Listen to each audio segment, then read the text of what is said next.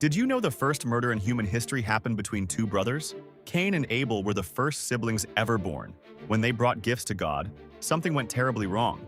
Abel offered the best parts of his sheep with a loving heart. God was pleased. But Cain brought grain without any real devotion. God rejected his offering. Jealousy began eating Cain alive. God gently warned him, "Sin is crouching at your door like a hungry beast, waiting to devour you. You must master it." But Cain didn't listen. His anger grew darker each day.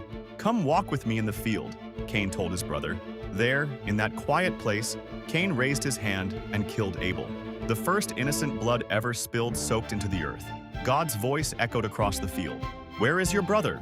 Cain's cold reply. "Am I my brother's keeper?" Even as God cursed Cain to wander the earth, he placed a protective mark on it. Even murderers remain under divine care. Sometimes our greatest enemy isn't outside us. It's the sin crouching within, waiting to strike.